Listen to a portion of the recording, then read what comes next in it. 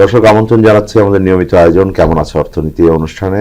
আমি তৌফিকুল ইসলাম খান। এই অনুষ্ঠানে কথা বলি বাংলাদেশের অর্থনীতির গতি প্রকৃতির সম্ভাবনা এবং চ্যালেঞ্জ নিয়ে। দর্শক আজকে আমরা আলোচনা করব বাংলাদেশের জাতীয় রাজস্ব বোর্ডের সংস্কার বিষয়ের অগ্রগতি নিয়ে। আমার সাথে আলোচনার জন্য আজকে উপস্থিত আছেন ডক্টর মোহাম্মদ আব্দুল মজিদ, তিনি যার বাংলাদেশ জাতীয় রাজস্ব বোর্ডের সাবেক চেয়ারম্যান, এবং আমার সাথে আছেন ফেরদৌসারা বেগম, তিনি নির্বাহী প্রধান বিল্ড, যেটি বাংলাদেশের ব্যক্তি খাতের থিঙ্ক ট্যাঙ্ক হিসেবে কাজ করে। আপনাদের দুজনকে অনেক ধন্যবাদ আমাদের অনুষ্ঠানে আসার জন্য। আমরা আলোচনা শুরু করব, তার আগে বাংলাদেশ টেলিভিশনের একটা ছোট প্রতিবেদন আছে। দর্শক প্রতিবেদনটি দেখে আলোচনা শুরু করছে। সরকার গঠিত রাজস্ব খাত সংস্কার কমিটির অন্তর্বর্তী প্রতিবেদনের সুপারিশে বলা হয়েছে, শুল্ক ও করের হার বাড়াতে বা কমাতে পারবে না জাতীয় রাজস্ব বোর্ড। এনবিআর এর কাজ হবে শুধু রাজস্ব আদায় করা। রাজস্ব সংক্রান্ত সব নীতি করবে আলাদা একটি সংস্থা। এর নাম হতে পারে রাজস্ব নীতি কমিশন। বাজেটের অর্থ বিল তৈরি করবে এই সংস্থা। বিশেষজ্ঞদের মতে রাজস্ব আদায় ও নীতি গ্রহণ দুটি কর্তৃপক্ষ আলাদা করলে রাজস্ব আদায়ে গতি আসবে, সেই সাথে কমে আসবে হয়রানি। বর্তমানে এনবিআর আইআরডির আওতাধীন একটি সংস্থা। আইআরডি সচিব নিজেই এনবিআর এর চেয়ারম্যানের দায়িত্ব পালন করেন। সংস্কার কমিটির সুপারিশে বলা হয়, এনবিআর এখন থেকে আলাদা একটি বিভাগ হিসেবে কাজ করবে। এর প্রধান থাকবেন একজন সচিব পদমর্যাদার কর্মকর্তা। এনবিআর এর চেয়ারম্যান এনবিআর এর কর্মকর্তাদের মধ্যে থেকেই নিয়োগ পেতে পারেন। এনবিআর এর কাজ হবে শুধু মাঠ পর্যায় থেকে শুল্ক কর আদায় করা। এই কমিশন যত রাজস্ব সংক্রান্ত নীতি গ্রহণ করবে তা অবশ্যই ওই স্থায়ী কমিটির মাধ্যমে অনুমোদন হতে হবে।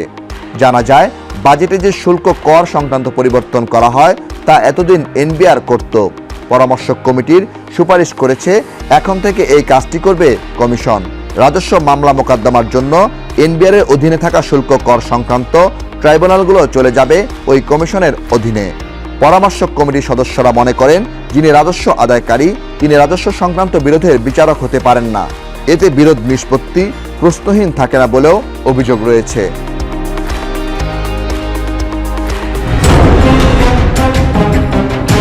দর্শক আপনার প্রতিবেদনটি দেখলেন, আমরা আলোচনা শুরু করছি।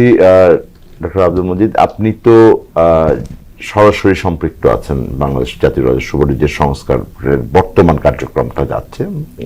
জাতীয় রাজস্ব বোর্ডে একটি কমিটি করা হয়েছে, যেটার আপনি অন্যতম প্রধান সদস্য। আপনাদের কমিটি কিছুটা ভিন্নভাবে কাজ করেছে সংস্কারের ক্ষেত্রে। আপনারা ধাপে ধাপে বিভিন্ন রিপোর্ট জমা দিচ্ছেন, এটাই আমরা জানতে পেরেছি। তো একটা পর্যায়ের বোধহয় প্রাথমিক একটা বিষয়ের রিপোর্ট, মানে আপনারা একটা ড্রাফট জমা দিয়েছেন এবং তার প্রশাসনিক কাঠামোগত সংস্কারের আলোচনা, সেটা হলো জাতীয় রাজস্ব বোর্ডকে পুনর্গঠন করার মতন আমি বলবো। যে একটা এটার ভেতরে একটা বড় বিষয় ছিল পলিসি এবং কর আদায়, এই দুটোকে আলাদা করে দেখা। সেই বিষয়ে আমরা শুনছি যে খুব শীঘ্রই হয়তো অন্তর্বর্তীকালীন সরকার একটা পদক্ষেপ নেবেন। রাজস্ব আহরণ ব্যবস্থাটার সংস্কারটাই মানে ফরজের উপরে ফরজ এই অর্থনীতির জন্য। কারণ এটা আজকের ব্যাপার না, এই সংস্কারের চেষ্টাটা আজকের না, এটা বহুদিন থেকেই বলা হচ্ছে। এবং আমার যদি রেভিনিউ আর্ন নাও হয়, তাহলে আমার যেমন ডেভেলপমেন্ট, আমার অন্য কোনো কাজই করা কঠিন হয়ে যাচ্ছে বা হয়, সেটাও যেমন একটা জিনিস। আর একটা জিনিস হচ্ছে, এই বিগত 53 বছরে আমার অর্থনীতিতে যে একটা বিরাট বৈষম্য তৈরি হয়ে গেছে, সেই বৈষম্য নিরসনের একটি অন্যতম বৈজ্ঞানিক পথ আর পদ্ধতি হচ্ছে একটি সুষ্ঠু কর ব্যবস্থাপনা। এক হচ্ছে রেভিনিউ আর্ন করা, দুই হচ্ছে রিডিস্ট্রিবিউশন অফ ওয়েলথ, মানে অর্থাৎ কর নেওয়ার মাধ্যমে মানুষের রিডিস্ট্রিবিউশন হচ্ছে। আর একটা হচ্ছে রিপ্রাইসিং, অর্থাৎ এই রেভিনিউ এই সিস্টেমের দ্বারা জিনিসপত্রের দামের একটা নিয়ন্ত্রণের সুযোগ। আর একটা হচ্ছে রিপ্রেজেন্টেশন, যিনি কর দিচ্ছেন তিনি রাষ্ট্রে একটা কাজ যে করছেন তার একটা রিপ্রেজেন্টেশনটা ঠিক হয়, যথার্থ হয়, তিনি জিজ্ঞেস করতে পারেন যে কোথায় টাকা খরচ হচ্ছে, কি করছে। সেই জায়গাটাই, এই চারটে জায়গার ভিতর থেকেই ওই রেভিনিউ আর্নিং এর ব্যাপারটাই আমরা সবাই খুব মনে করি, কত রেভিনিউ হলো কি না হলো। কিন্তু মেন হচ্ছে যে বৈষম্য তৈরি করা, বৈষম্য দূর করার জন্য যে পদ্ধতি, পথ, কার্যক্রম, কিংবা রিপ্রাইসিং এর ক্ষেত্রে শুল্কায়ন, শুল্কের পদ্ধতি বানানোর মাধ্যমে রিপ্রাইসিং এর যে ব্যাপারটা সেটা যেমন, আর রিপ্রেজেন্টেশনের ব্যাপারটা তো একদম অরক্ষিত। আর সংসদে কোনো সময় এই কর কেন দিচ্ছি, কেন নিচ্ছি, কোথায় যাচ্ছে, কি হচ্ছে কেউ প্রশ্ন করতেছে না বা করা হয় না। হ্যাঁ, এখানে একটা সবচেয়ে পদ্ধতির ব্যাপার, যে সংসদ এটা দেবেন উনি নিজেই করদাতা। সারা পৃথিবীর জন্য সব নয়, কিন্তু আমি বলছি অন্যরা তাদের দায়িত্ব সম্পর্কে সচেতন, যার যা ভূমিকা। যেমন একটা পাবলিক অ্যাকাউন্টস কমিটি, কথার কথা বলছি, পাবলিক অ্যাকাউন্টস কমিটি সংসদের অত্যন্ত একটি শক্তিশালী কমিটি। সে কিন্তু দেখবে যে রাষ্ট্রের অর্থনৈতিক অবস্থা কিভাবে চলছে। আপনারা দেখছেন যে বেশ কয়েক বছর যাবত আমাদের এই পাবলিক অ্যাকাউন্টস কমিটিগুলো বা অ্যাকাউন্টস সংসদীয় কমিটিগুলো কাজ করে না। আর আর আর আমাদের এই যে শুল্কের যে হবে, এটা পার্লামেন্টের একটা সবচেয়ে বড় দায়িত্ব এবং অধিকার বা তাদের ক্ষমতা। এই করের বিষয়টা এমন ভাবে উপস্থাপন হয়, ওই বাজেট বক্তৃতায় একটু কিছুটা বলা হয়, আর তারপরে ওই একটা অর্থ আইন বা অর্থ বিধির একটা ড্রাফট দেওয়া হয়। কেউ এটা চুলচেরা আলোচনা করেন না, মানে সংসদ করে না। সংসদ বরং ওই প্রত্যেক সদস্যকে 10 মিনিট করে সময় দেওয়া আছে বাজেটের উপর কথা বলার। তিনি ওই 3-4 মিনিট চলেন তার ওই নেতা নেত্রীর বন্দনা, তারপরে এর কথা। অর্থাৎ বাজেটের যে দায়িত্ব, মানে শুল্ক আরোপের যে দায়িত্ব, এটা কেন দিচ্ছি, কেন হচ্ছে, এটা হয়নি কেন, বা এই ব্যাপারে এনবিআর কাছে যে জবাবদিহিতা চাওয়া বা করা যে আপনি এটা কেন পারেননি, এইসব বিষয়ে আলোচনা কিন্তু সংসদ হয় না আর কি। তা না হওয়াতেই বলছি ওই যে রিপ্রেজেন্টেশনের যে ব্যাপারটা, রিপ্রেজেন্টেশনটা কিন্তু মোটে হচ্ছেই না। সেই রিপ্রেজেন্টেশনের ওখান থেকেই দাবিটা উঠেছে যে আমার কর ব্যবস্থাপনাটার একটা সংস্কার দরকার। সংস্কার কেন দরকার, এটা অনেক আগের থেকেই। কারণ আমাদের যে আয়কর আইন, সেটা 1924 সালের আইন ছিল। 84 সালে যেটাকে অর্ডিন্যান্স করা ছিল, সেও বলতে গেলে একই জিনিস। 2023 সালে অনেক ঘোষণা করে, অনেক কিছু করে যেটা জারি করা হয়েছে, দেখা গেছে এটা একপক্ষীয় হয়ে গেছে। দেখা গেছে করতেছে আইনটা প্রত্যক্ষ করের, কিন্তু ওর ভিতরে যা ঢুকাইছে তা সব পরোক্ষ করমুখী হয়ে গেছে। অর্থাৎ জেল, জরিমানা, কত কি নেওয়া টেওয়া হবে, অফিসারের ডিসক্রিশনারি পাওয়ার টাওয়ার, সব কিন্তু পরোক্ষ করের লক্ষণ বা বিষয়। হ্যাঁ, সকলকে টাচ করছে না, মানে সকল মানে প্রকৃতপক্ষে কর ব্যবস্থাপনার ব্যাপারে, করের ব্যাপারে কিন্তু কোনো নির্দেশনা, কোনো কিছু হচ্ছে না। 2023 সালের আয়কর আইনটা একবার ঠিক ওইভাবে তৈরি হয়েছে, এবং এটা তৈরিও হয়েছে ওই রকম সকলের সাথে লেখা আছে ওখানে, সকলের সাথে, সকল অংশীজনের সাথে আলোচনা করিয়া এবং করিয়া।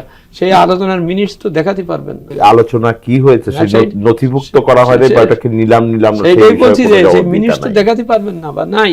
খুব আমাদের মনে আছে খুব তাড়াহুড়া করেও পাস করা মানে কি, একেবারে যেখানে ডিসেম্বর মাসে তারা ক্যাবিনেটে বললেন যে আমরা নীতিগতভাবে এই আইনের এটা নিয়েছি, সংসদে যাবে, সেখানে আমাদের তৎকালীন ক্যাবিনেট সচিব খুব বড় গলায় বললেন যে এর ভিতরে আমরা করের ওই যে হিসাবায়ন এটা এত সহজ করে দিয়েছি, 30-40 ইত্যাদি, খুব মানে খুব মুখরোচক কিছু কথা বললেন, জনগণ ওইটুকু শুনলেন এই পর্যন্ত। কিন্তু সেই ডিসেম্বরে নেওয়ার পরে সেইটা সংসদে দেওয়া হচ্ছে 8ই জুন।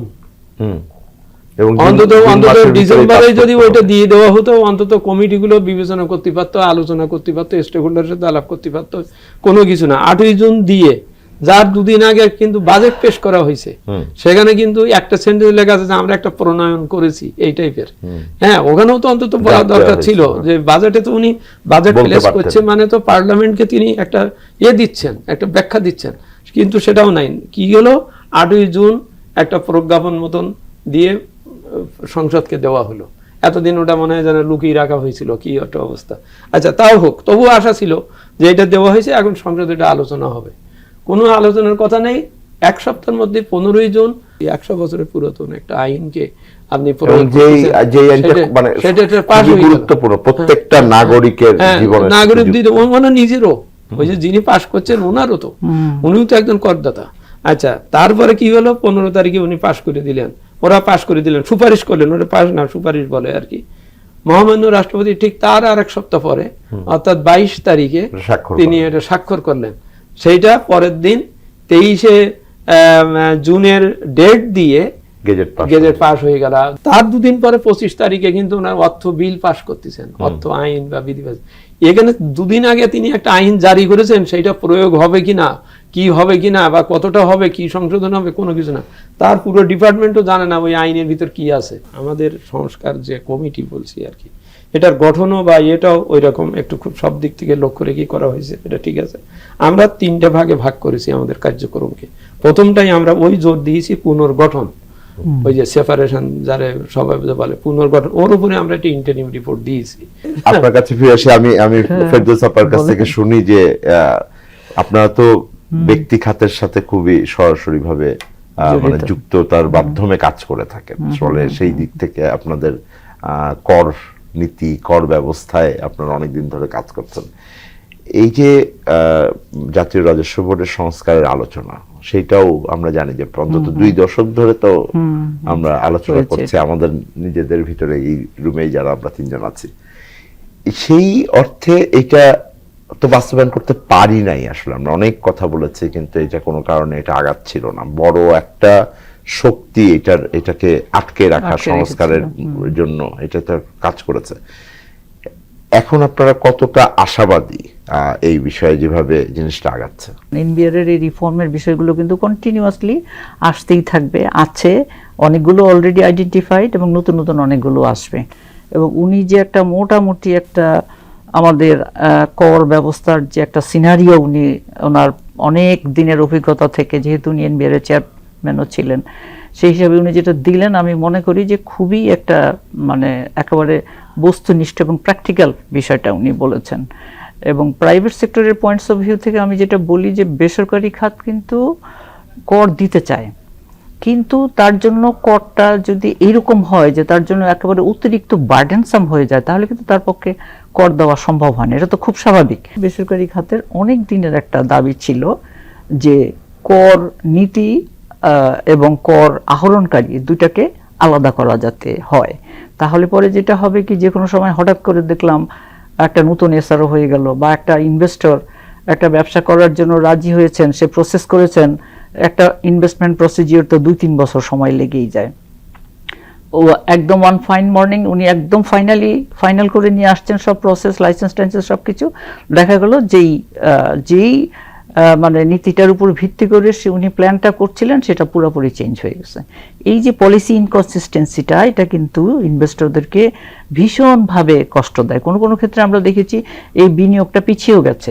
অনেক সময় একেবারেই ম্যাচিউরড একটা ইনভেস্টমেন্ট, কিন্তু সেটা শেষ পর্যন্ত আলটিমেটলি ওয়ার্ক করে নাই। কর নীতি এবং কর অ্যাডমিনিস্ট্রেশন এটা যদি আলাদা করা হয়, তাহলে যেটা হতে পারে 2 দিক থেকেই একটা সিস্টেমেটিক ওয়েতে এটা হয়তো যেতে পারে। কারণ কর নীতির পেছনে নিশ্চয়ই বেসিক রিসার্চ থাকবে, ইন্ডাস্ট্রিগুলোর রিকোয়ারমেন্টটা কি সেটা তারা বুঝতে পারবে, কোন ইন্ডাস্ট্রির জন্য কি ধরনের নীতিমালাটা দরকার। সেক্টরাল যে অনেকগুলো বিষয় আছে, এক একটা সেক্টরের থেকে আরেকটা সেক্টরের কিন্তু পলিসিগুলো ডিফারেন্ট হয়। তো সেই বিষয়গুলো আলোচনা করে তারপরে যদি ট্যাক্স অ্যাডমিনিস্ট্রেশনের দায়িত্বটা যারা পালন করবে, তারা যদি সেইভাবে করে, তাহলে 2 ভাবে উপকৃত হবে দেশটা। কর জিডিপি রেশিও যেহেতু আমরা দীর্ঘদিন থেকে বলে আসছি, আমাদের ট্যাক্স জিডিপি রেশিও অন্যান্য সাউথ এশিয়ান কান্ট্রিগুলোর থেকে কম, সেটার ক্ষেত্রে একটা উন্নত হতে পারে। যিনি করদাতা তিনিও স্বচ্ছন্দে কর দেওয়ার জন্য তৈরি হতে পারেন, কারণ করদাতাকে কিন্তু কর দেওয়ার জন্য অনেকগুলি পদ্ধতি প্রসেস মেনে তাকে সেইভাবে প্রিপারেশনটা নিতে হয়। সো এইটা ছিল একটা প্রাইভেট সেক্টরের দীর্ঘদিনের একটা রিকোয়েস্ট। তো সেই দিক থেকে আমরা কাগজে পত্রের মাধ্যমে যতটুকু জেনেছি, সংবাদ মাধ্যমে তার মধ্যে থেকে আমি 2-1 কথা একটু বলতে চাই। আমি এই আলোচনায় আপনার কাছে ফিরবো, একটা বিরতিতে যাচ্ছি, বিরতির পর আপনার কাছেই ফিরবো। দর্শক, আমরা আলোচনা করছিলাম জাতীয় রাজস্ব বোর্ড এবং আমাদের কর ব্যবস্থার যে সংস্কার প্রক্রিয়া আছে সেটা নিয়ে আমরা আলোচনায় ফিরবো। একটা ছোট বিরতিতে যাচ্ছি, আমাদের সাথে থাকবেন।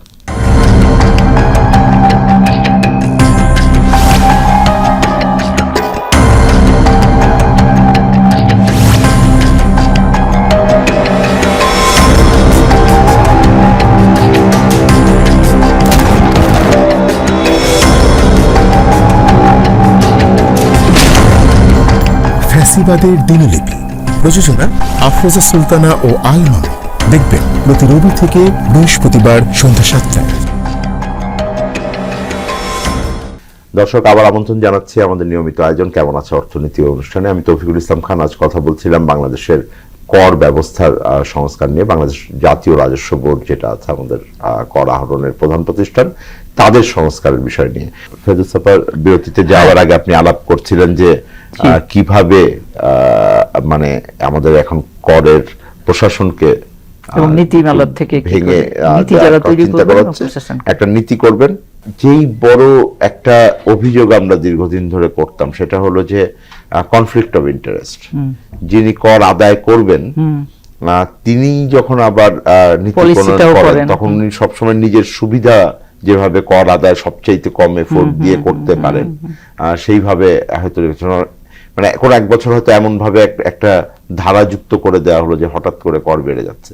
সেই অর্থে আপনাদের মানে পরামর্শ ছিল জাতীয় রাজস্ব বোর্ডের কাছে গত সপ্তাহে যে আপনাদের সাথে আলোচনা করলে ভালো হতো, সেই বিষয়ে আপনার কাছে। আমরা যেটা দেখেছি আয়করের ক্ষেত্রে আপনার প্রায় 63 থেকে 68% হচ্ছে অ্যাডসোর্সে অগ্রিম অ্যাডসোর্সে কেটে নেওয়া হয়, অ্যাডসোর্সে কেটে নেওয়া হয়। এবং উইথহোল্ডিং ট্যাক্সটা যদি আমি এখানে অ্যাড করি তাহলে এটা প্রায় 85%-এর কাছাকাছি একদম অ্যাডসোর্সে আপনাকে নিয়ে নিচ্ছে ট্যাক্সটা।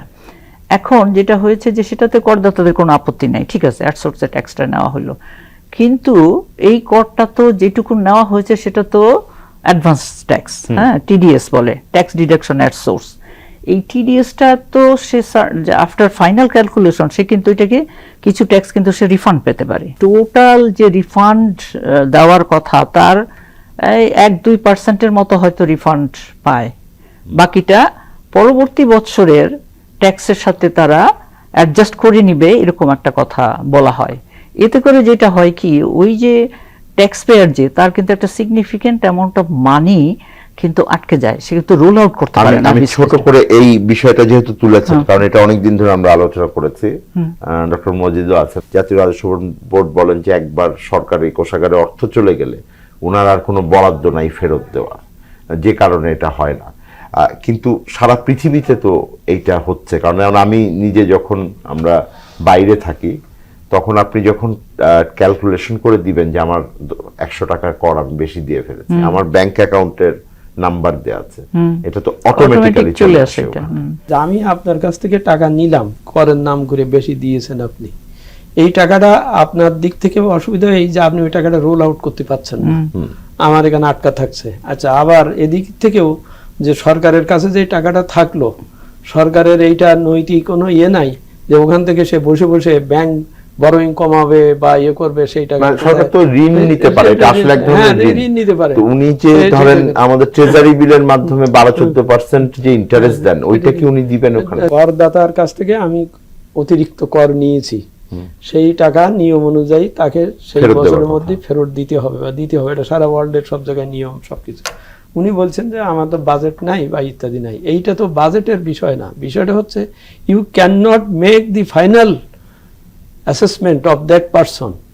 তার যদি সে বেশি দিয়ে থাকে সেটা ফেরত টেরত দিয়ে না তারপর সে নেবে না। আমরা 3টার দিকে ভাগ করেছি আমাদের রিফর্মের। একটা হচ্ছে ওই যে সেপারেশনের বিষয়টা বলেছি, এতে মনে করি যে এইটার থেকে প্রায় about 30% of problem, total problem solve হবে। এবং এই যে রিফান্ড ফেরত দেওয়া হয় না, এটাও কিন্তু অন্যতম একটা কারণ মানুষ কর দিতে চায় না, মানে কর দিতে পারে না, চায় না শব্দটা না, পারে না। আমরা যেটা বলেছি প্রথম হচ্ছে ওই সেপারেশনের বিষয়টা নিয়েছি, দ্বিতীয় হচ্ছে অটোমেশন। কারণ এই যে যত প্রবলেমগুলোর একটা সমাধান করে দেবে যদি এটা ফুললি অটোমেটেড হয়, সেখানে হিসেব থাকবে, সবকিছু থাকবে, ফেরত দেওয়া হবে, উনি করটা যে কারেক্টলি নিয়েছেন কিনা সেটাও ধরা পড়বে। এতে মনে করি অ্যাবাউট 35% অফ এই যে এক্সিস্টিং প্রবলেম সংস্কারের এটা সলভ হবে। তাহলে 65 হয়ে গেল। এরপরে আমরা থার্ড স্টেজে আমরা দেব, যেটা ফাইনাল করে ফেলছি প্রায়, ওই যে 3টে আইন, তারপরে এর ভিতরে কোথায় কি করা উচিত, যেমন আবার ওই কথার থেকে আসি, ওই যে বিনিয়োগকারীদের যে কথাটা আমরা একবার খুব স্পষ্টভাবে বলে দেবো বা দিচ্ছি যে মিনিমাম 5 বছর থাকতে হবে। আপনি যে ফিসক্যাল পলিসি বা যেটা করবেন সেটা মিনিমাম 5 বছর থাকতে হবে, কনসিস্টেন্সি মানে কন্টিনিউইটি।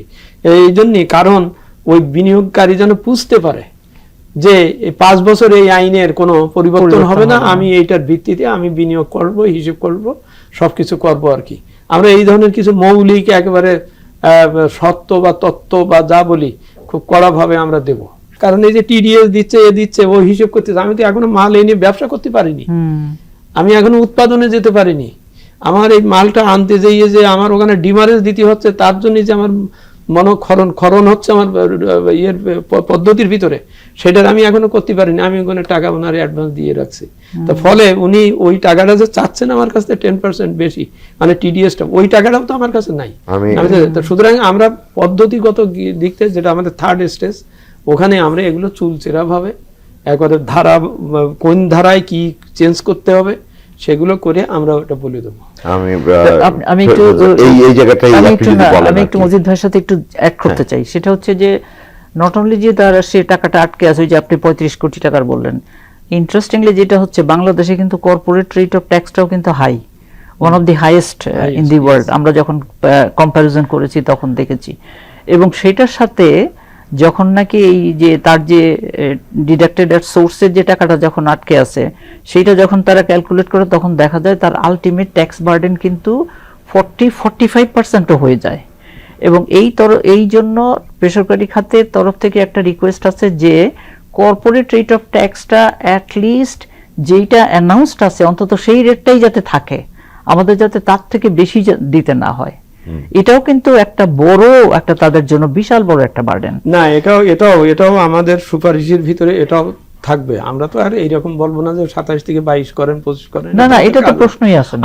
আমরা বলবো যে তুমি যদি করের বেস বাড়াতে চাও, ব্যবসা বান্ধব করতে চাও, তাহলে তোমাকে ক্রমান্বয়ে তোমাকে এর থেকে বেরিয়ে আসতে হবে। এই যে অধিক হারে রেট দিয়ে তার কাছ থেকে নেওয়া, ওর কাছ তো ওর পরে টাকা থাকতেছে না। আচ্ছা, আমি একটা বিরতিতে যাচ্ছি, কিন্তু ফেরদৌসা বেগম আপনার কাছে আসবো। সেপারেশন এবং পলিসির কিন্তু আমি জানতে চাই যে বড় এই সংস্কারের ফলে যে অভিযোগটা আমাদের ব্যক্তি খাতের দিকে থাকে বা সাধারণ করদাতার দিকে থাকে, সেটা হলো যে যারা সামর্থ্যবান আছেন তারা ঠিক মতো কর দেন না, এবং কর ফাঁকির একটা বড় বিষয় সমস্যা, এর সাথে দুর্নীতির যুক্ততা রয়েছে সরকারি প্রতিষ্ঠানের ভেতরে।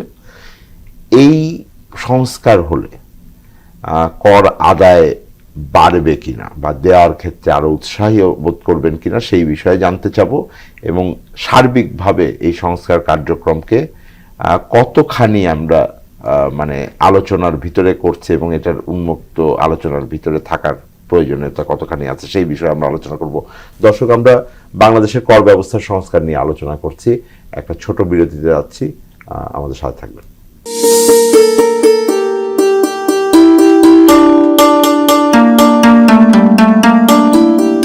আরে জামাই আগে দাও।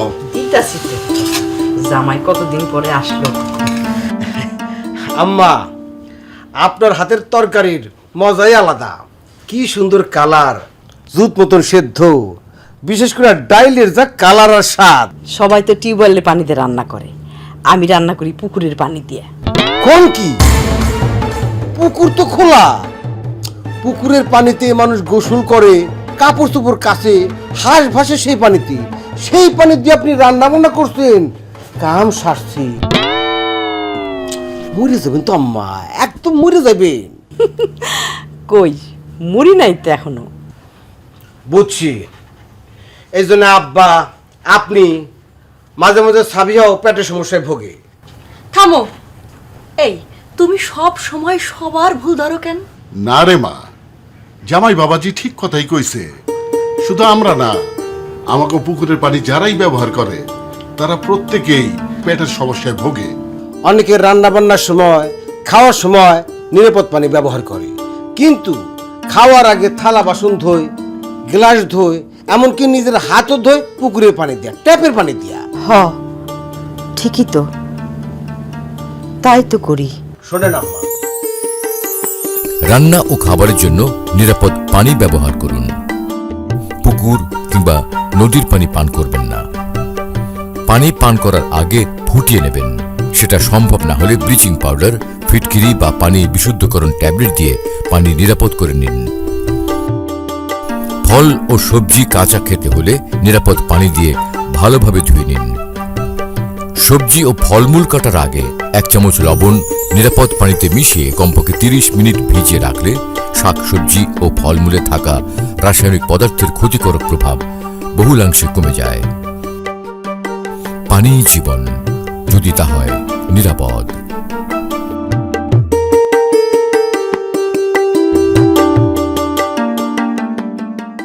দর্শক, আবার আমন্ত্রণ জানাচ্ছি আমাদের আজকের পর্ব, আমাদের কেমন আছে অর্থনীতি অনুষ্ঠানে। আমরা এই অনুষ্ঠানে বাংলাদেশের অর্থনীতির বিভিন্ন বিষয় নিয়ে কথা বলি। আমি তৌফিকুল ইসলাম খান আজ কথা বলছিলাম আমাদের দুজন অতিথির সাথে। আমার সাথে আছেন ডক্টর মোহাম্মদ আব্দুল মজিদ, তিনি সাবেক চেয়ারম্যান এনবিআর এর, এবং আমার সাথে আছেন ফেরদৌসা বেগম।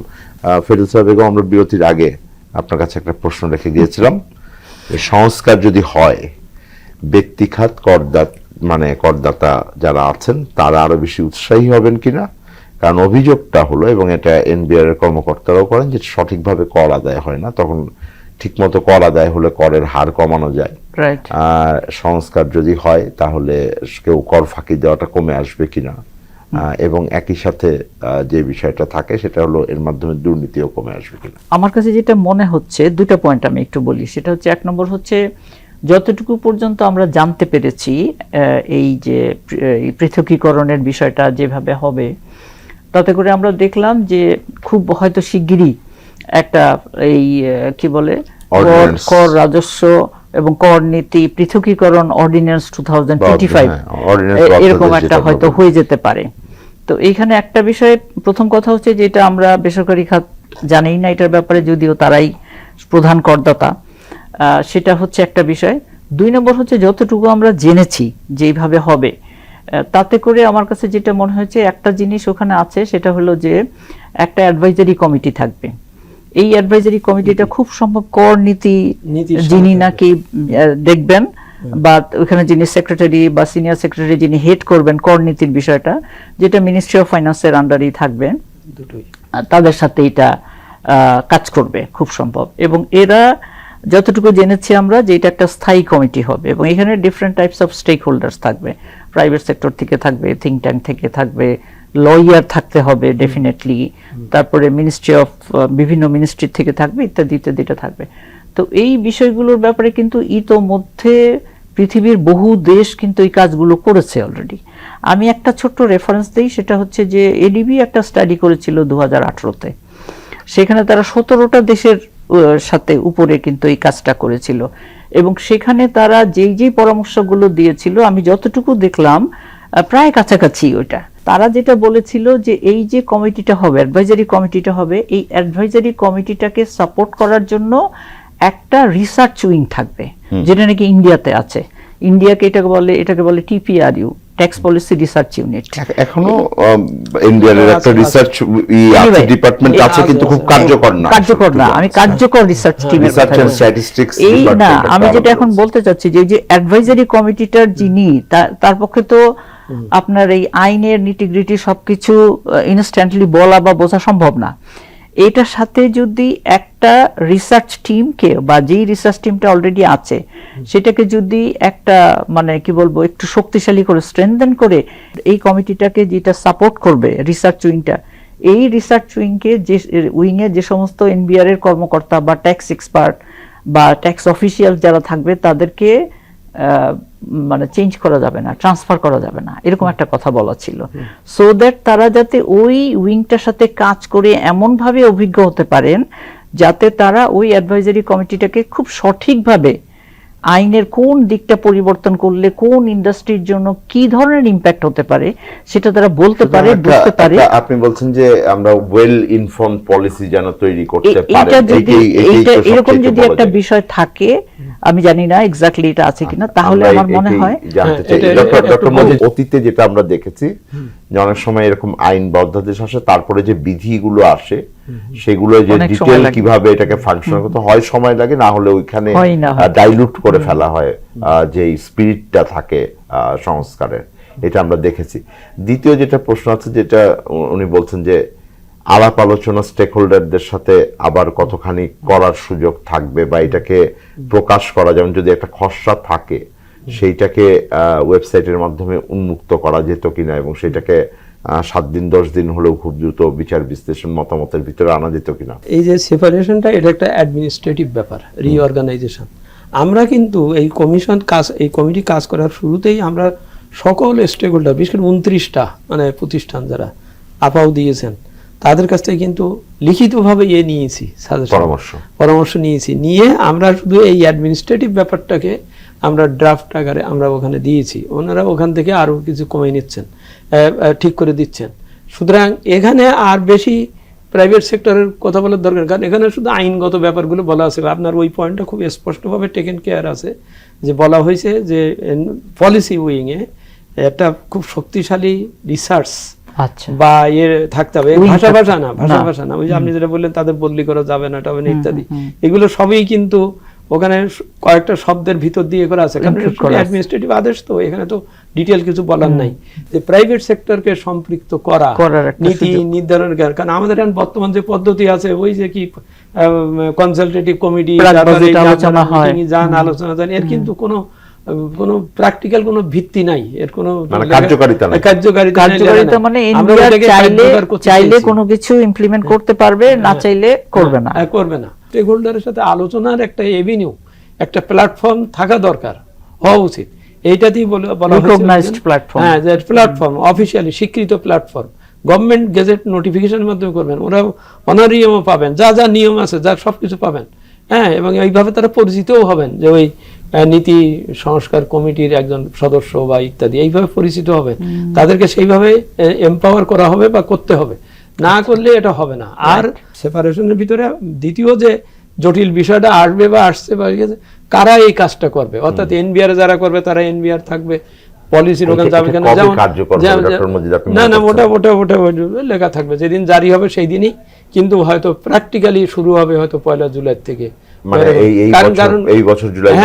কারণ কথা হচ্ছে এটা করতে গেলে তো অনেকগুলো কাজ, কারণ অফিস ভাগ করার আছে, পদায়নের বিষয় রয়েছে, পদায়নের বিষয় না বলে দেওয়া হচ্ছে যে এটা নীতিমালা থাকবে, পদায়ন টদায়ন বলা হবে, যেভাবে আসতেছে বা ইয়ে হচ্ছে তাতে কোনো কোনো প্রতিষ্ঠানের নাম ইতিহাস থেকে মুছে যাবে, হ্যাঁ, গেলে তখন তাদের নতুন নাম হবে, সেই নতুন নামে তারা, যেমন আমি অন্যভাবে বলতে পারি আর কি, যেহেতু সরকার ফাইনালি নেবেন তারপর ডিসিশনটা হবে, যেহেতু একটা হয়তো রাজস্ব নীতি বিভাগ, আইআরডি নামে আর কিছু থাকলো না, হ্যাঁ, আর জাতীয় রাজস্ব বোর্ড এটা হয়ে যাবে রাজস্ব ব্যবস্থাপনা বিভাগ।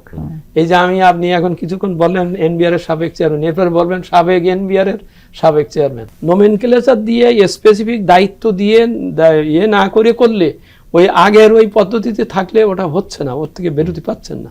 তা সুতরাং এইগুলো তো টাইম টু টাইম হবে, এটাই 1 বছরে। এবং এটা কার্যকর করার জন্য যে সবকিছু অধ্যাদেশ হয়তো থাকবে না, একটা বিধি, কিন্তু ওখানে ইন্ডিকেট থাকবে, হ্যাঁ, সেই বিধির জন্য প্রস্তুতি যথেষ্ট পরিমাণ আছে, হ্যাঁ, নিতে হবে। কারণ না নিলে আমরা এটাও বলেছি, আমাদের রিপোর্টে বলেছি, ওনারা দেখেছেন, আমরা বলেছি আমাদের শ্রীমান ভ্যাট আইন 2012 সে জন্মিতে পারে নাই, উনি 2019 পর্যন্ত লেগেছে, তারপরেও তার সে আসল চরিত্রও নাই, চেঞ্জ হয়ে গেছে। এইরকম করলে হবে না। যেমন এটাও আরো একটু বলি, এটা ঐতিহাসিক ভাবে সত্য, 2008 সালে আমি এবং ওই আমাদের অর্থ উপদেষ্টা মহোদয় আমরা কিন্তু সেপারেট একটা করেছিলাম, এটা আদেশ জারিও করেছিলাম, কিন্তু সেইটা আপনার সাথে আমি একটু অ্যাড করি, 2008-09 এর বাজেটে খুব সম্ভব ধারা 150 সেখানে কিন্তু লেখা আছে, উল্লেখ ছিল, কিন্তু এই যে আমরা প্রায় বলি না রাজনৈতিক কমিটমেন্ট লাগবে এসব কাজ করার ব্যাপারে, পরবর্তী সরকার এসে ওটা বাতিলও করে নাই, কার্যকরও করে নাই। তা আমাদের এই ভয়টা এখানে থাকতেছে যে যেন এটা এমন ভাবে তৈরি করা হয়, জারি করা হয়, যেন ইট হ্যাজ টু বি রেটিফাইড, হ্যাঁ, কারণ অধ্যাদেশ পরে আবার রেটিফাই করে নিতে হয়, রেটিফাই, সেখানে যেন কেউ কাউকে কেনা বেচা করে ওইটাকে যেন হবে না এই ধরনের কথা বলতে। আমি শেষ একটা প্রশ্ন আপনার কাছে 30 সেকেন্ডে শুনতে চাবো। আচ্ছা, সেটা হলো যে যদি এখন অন্তর্বর্তীকালীন সরকার আছে, এরপরে একটা নির্বাচনের মাধ্যমে হয়তো দলীয় সরকার আসবেন, তাদের সাথে কি এইটা যদি সাংঘর্ষিক ভাবে দেখেন তারা, বা যেই সংস্কারের বিষয়ে যারা আগাতে দিচ্ছেন না উইদিন দ্য সিস্টেম, তারা যদি সেই রাজনৈতিক শক্তিকে ইনফ্লুয়েন্স করে আবার আগের জায়গায় ফিরিয়ে নিয়ে যেতে চান, সেই রিস্কটা থেকে যাচ্ছে কিনা আপনার?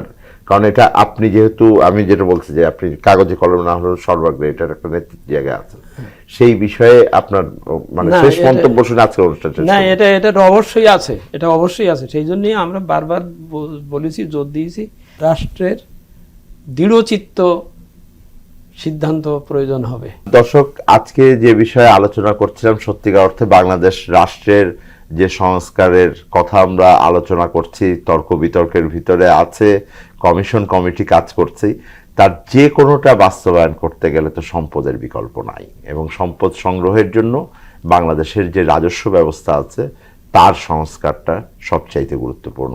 সুতরাং যে কোনো সংস্কারের আলোচনার ভিতরে অন্তর্নিহিতভাবেই কিন্তু সংস্কার করতে হবে আমাদের জাতীয় রাজস্ব বোর্ডের যে সংস্কার কার্যক্রম রয়েছে। সুতরাং সেই দৃষ্টিভঙ্গি থেকে আমরা আজকে আলোচনা করলাম। আমরা নিঃসন্দেহে আরও এই বিষয়ে সামনের দিনে আলোচনা অব্যাহত রাখবো এবং চাইবো যে জনগণের সম্পৃক্ততা এই সংস্কার কার্যক্রমগুলোর সাথে থাকবে, যেন এটা টেকসইভাবে আমাদের যে উন্নয়ন দৃষ্টিভঙ্গি আছে সেটা বাস্তবায়নে এটা কার্যকর ভূমিকা রাখতে পারে। দর্শক, আপনাদেরকে অনেক ধন্যবাদ আমাদের অনুষ্ঠান দেখবার জন্য। আজকের অনুষ্ঠান শেষ করছি, আবার হয়তো আগামী সপ্তাহে ফেরত আসবো, জানতে চাইবো কেমন আছে অর্থনীতি।